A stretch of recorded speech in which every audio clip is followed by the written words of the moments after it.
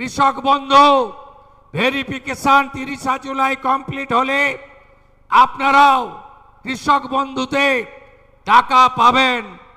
ধান যারা বিক্রি করবেন অতিরিক্ত 200 টাকা কুইন্টালে আমরা দেব। নমস্কার বন্ধুরা, এই মুহূর্তে রয়েছে রাজ্যের কৃষকদের জন্য গুরুত্বপূর্ণ আপডেট। কৃষক বন্ধু প্রকল্পে টাকা কবে থেকে দেওয়া হবে, এই টাকা কারা কারা পাবে এবং ডকুমেন্ট ভেরিফিকেশন করার সময় কি কি দেখা হচ্ছে, কি কি কারণে ফর্ম রিজেক্ট হতে পারে, সে বিষয়ে কিন্তু সঠিক আপডেট জানানো হয়েছে। এইবার কিন্তু কৃষকদের দেওয়া হবে ডিজিটাল কিষাণ ক্রেডিট কার্ড। তো কাদের দেওয়া হবে এই ক্রেডিট কার্ড, সেই বিষয়ে কিন্তু আপডেট জানানো হয়েছে। মনে রাখবেন, কৃষিমন্ত্রী বলেছেন 30 লক্ষ কৃষকদের নাম এই ডকুমেন্টস ভেরিফিকেশনে বাদ যাবে। তো কাদের কাদের নাম বাদ যেতে পারে এবং কৃষকদের নামের লিস্ট আপনি কোথায় গিয়ে দেখতে পারবেন? যাদের নাম থাকবে লিস্টে তারাই কিন্তু এই কৃষক বন্ধু প্রকল্পে টাকা পাবেন। কৃষক বন্ধু প্রথম কিস্তির টাকা কারা কারা পাবে? 10,000 ও 4,000 টাকা কৃষকদেরকে এই ডিজিটাল কার্ড দেওয়া হবে। কৃষক বন্ধু প্রকল্প চালু থাকবে জানালেন মুখ্যমন্ত্রী। তার জন্য পূরণ করতে হবে নতুন ফর্ম। 30শে জুলাই এর মধ্যেই সেই কাজ শেষ হবে, একথা জানান রাজ্যের মুখ্যমন্ত্রী শুভেন্দু অধিকারী। এছাড়াও তিনি জানান, রাজ্যের কৃষকরা পিএম কিষাণ প্রকল্পের মাধ্যমে বছরে 9,000 টাকা করে পাবেন। গত সোমবার রাজ্যের কৃষকদের বিভিন্ন প্রকল্প নিয়ে মুখ্যমন্ত্রী শুভেন্দু অধিকারীর সঙ্গে বৈঠক হয় কৃষিমন্ত্রীর। পিএম কিষাণ থেকে অন্যান্য প্রকল্পে কিভাবে কৃষকদেরকে যুক্ত করা যায় তা নিয়ে আলোচনা হয়েছে ওই বৈঠকে। নবান্ন সূত্রের খবর, ইতিমধ্যেই পুরনো কৃষক বন্ধু প্রকল্পের নামের তালিকা নিয়ে ঝাড়াই বাছাই হচ্ছে। তাতে প্রায় 30 লক্ষ সুবিধাভোগীর নাম বাদ যেতে পারে। বাকিদের নাম তোলার কাজ শুরু হচ্ছে। ইতিমধ্যেই সমস্ত জেলাতে কৃষক বন্ধু ভেরিফিকেশন শুরু হয়ে গেছে। পঞ্চায়েত, ব্লক অফিসে এবং কৃষি অফিসেও কৃষক বন্ধু ভেরিফিকেশন ফর্ম জমা নেওয়া হচ্ছে। কৃষিমন্ত্রী আগেই জানিয়েছিলেন, লক্ষ্মীর ভাণ্ডার প্রকল্পের উপভোক্তাদের অন্নপূর্ণা যোজনার জন্য যেমন পৃথক ফর্ম ফিল আপ করতে হচ্ছে, তেমনই কৃষক বন্ধুর উপভোক্তাদেরও নতুন করে ফর্ম পূরণ করতে হবে। কারণ কৃষক বন্ধু তালিকাতেও লক্ষ্মীর ভাণ্ডারের মতোই প্রচুর ভুয়ো নাম রয়েছে। ফলে তালিকায় ঝাড়াই বাছাইয়ের প্রয়োজন আছে। এবার সেই কথা মতো কাজ শুরু হয়েছে। যাদেরকে ফর্ম ফিল আপ করতে হচ্ছে তাদের নামের লিস্ট কৃষি অফিসে, পঞ্চায়েত অফিসে এবং ব্লক অফিসে দেওয়া হয়েছে। এই লিস্টে নাম থাকলে তবেই ফর্ম ফিল আপ করতে হবে। তবে কিছু জেলার কৃষি অফিসে নোটিশে বলা হয়েছে, যে সমস্ত কৃষকরা কেন্দ্রীয় সরকারের পিএম কিষাণ প্রকল্পে টাকা পান তাদেরকে এই ভেরিফিকেশন ফর্ম জমা করতে হবে না। এই ভেরিফিকেশন ফর্ম জমা করার ফলে প্রকৃত যোগ্য কৃষকদের চিহ্নিত করা যাবে এবং মৃত কৃষকদের শনাক্তকরণ করা যাবে। সূত্রের খবর, আগের সরকারের সময়ে এই কৃষক বন্ধু প্রকল্পে ব্যাপক অনিয়ম ও দুর্নীতি হয়েছে। যেমন একটি জমির রেকর্ড দেখিয়ে বহু কৃষকরা টাকা নিয়েছে, এমনকি এই প্রকল্পে যোগ্য না হয়েও টাকা নিয়েছে বলে অভিযোগ রয়েছে। অন্যদিকে চালু হয়েছে প্রধানমন্ত্রী ফসল বীমা। এই প্রকল্পের সুবিধা পেতে হলে নির্দিষ্ট পরিমাণ প্রিমিয়াম জমা করতে হবে এবং এতে মোট 16টি ফসল অন্তর্ভুক্ত করা হয়েছে। আগে বাংলা শস্য বীমা প্রকল্পে কৃষকদের কোনো প্রিমিয়াম দিতে হতো না, সম্পূর্ণ খরচ বহন করত রাজ্য সরকার। বাংলা শস্য বীমা প্রকল্প থাকবে কিনা এই নিয়ে এখনো কোনো আপডেট আসেনি। পাশাপাশি ডিজিটাল প্ল্যাটফর্মের মাধ্যমে কৃষি ফসলের ঋণ পাওয়ার সুবিধা করার জন্য রাজ্য সরকার ভারতীয় রিজার্ভ ব্যাংকের সঙ্গে একযোগে RBI unified landing interface ULI সুবিধাযুক্ত ডিজিটাল কিষাণ ক্রেডিট কার্ড ব্যবস্থা পশ্চিমবঙ্গে চালুর প্রস্তাব পেশ করেছে। অর্থাৎ বন্ধুরা, কৃষকদেরকে কিন্তু এই ডিজিটাল কিষাণ কার্ড দেওয়া হবে। এই উদ্যোগের ফলে ঋণ অনুমোদনের সময়সীমা 15 দিন থেকে কমে 15 মিনিট হবে এবং এপিআই নির্ভর জমি তথ্য প্রাপ্তির মাধ্যমে কাগজবিহীন ঋণ অনুমোদন সম্ভব হবে বলে জানান অর্থমন্ত্রী। কৃষক বন্ধু প্রকল্পে বছরে 2টি সমান কিস্তিতে অর্থাৎ খরিফ এবং রবি মরশুমে আর্থিক সহায়তা দেওয়া হয় কৃষকদেরকে। এপ্রিল থেকে সেপ্টেম্বরের মধ্যে প্রথম কিস্তি, অর্থাৎ এটি খরিফ মরশুমের জন্য টাকা দেওয়া হয়, আর রবি মরশুম দ্বিতীয় কিস্তি টাকা দেওয়া হয় অক্টোবর থেকে মার্চ মাসের মধ্যে। 1 একর বা তার বেশি চাষযোগ্য জমি থাকলে বছরে 10,000 টাকা দেওয়া হয়।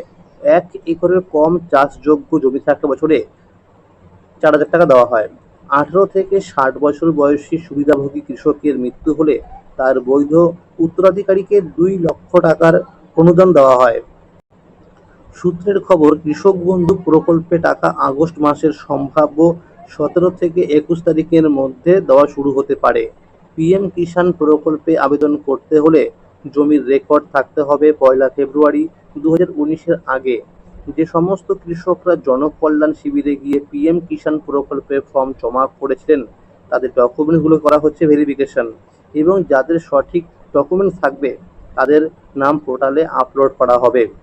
এই উপভোক্তারা আগামী 24 নং কিস্তি থেকেই টাকা পেতে শুরু করবে বলে সূত্রের খবর। অর্থাৎ প্রতি কিস্তিতে মিলবে 3,000 টাকা করে। অধিকাংশ কৃষকরাই বলছে এই সরকার থাকলে অবশ্যই আমাদের কৃষক বন্ধু প্রকল্পে টাকা বাড়বে। কৃষক বন্ধু প্রকল্প নিয়ে নবান্ন থেকে একটি নোটিশ প্রকাশ করা হয়েছে। সেখানে জানানো হয়েছে কৃষক বন্ধু প্রকল্প বন্ধ করা হচ্ছে না। প্রকল্পের সমস্ত বর্তমান উপভোক্তা তথ্য যাচাই করে ভেরিফিকেশন করা হচ্ছে। মুখ্যমন্ত্রী এক সাংবাদিক বৈঠকে বলেন, পিএম কিষাণ প্রকল্পের মাধ্যমে 6,000 টাকার সাথে রাজ্য সরকার আরও 3,000 টাকা অতিরিক্ত দেবে। অর্থাৎ বছরে 3টি কিস্তি মিলিয়ে 9,000 টাকা পাবেন। এছাড়াও কৃষক বন্ধু প্রকল্প যেমন ছিল তেমনই চলবে। 30শে জুলাইয়ের মধ্যে ভেরিফিকেশন শেষ হওয়ার পরেই কৃষকদেরকে কৃষক বন্ধু প্রকল্পের আর্থিক সহায়তা দেওয়া শুরু হবে।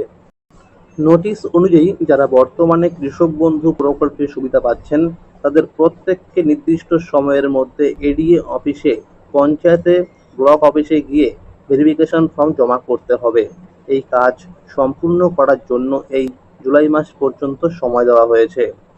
কৃষি দপ্তরের সার্কুলারে বলা হয়েছে, কৃষক বন্ধু প্রকল্পের সমস্ত বর্তমান উপভোক্তা তথ্য পুনরায় যাচাই করা হবে, পুনর্মূল্যায়ন এবং প্রয়োজনীয় সংশোধন করা হবে। এর মূল উদ্দেশ্য হলো শুধুমাত্র প্রকৃত ও যোগ্য কৃষকদের কাছেই এই প্রকল্পের আর্থিক সহায়তা পৌঁছে দেওয়া। এছাড়াও কৃষক বন্ধু প্রকল্পের তথ্য পিএম কিষাণের ডেটাবেসের সঙ্গে ক্রস ভেরিফাই করা হবে।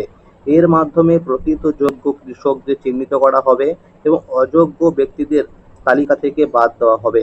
ভেরিফিকেশন সম্পূর্ণ হওয়ার পর যাদের সমস্ত তথ্য সঠিক থাকবে শুধুমাত্র তারাই এই প্রকল্পে টাকা পাবেন। ভেরিফিকেশনের সময় যে তথ্য ও নথিগুলি যাচাই করা হচ্ছে: 1 নাম্বার, উপভোক্তা ও তার স্বামী স্ত্রীর আধার কার্ড, আধার কার্ডের সঙ্গে মোবাইল নাম্বার লিঙ্ক থাকতে হবে। 2 নাম্বার, ভোটার আইডি কার্ড।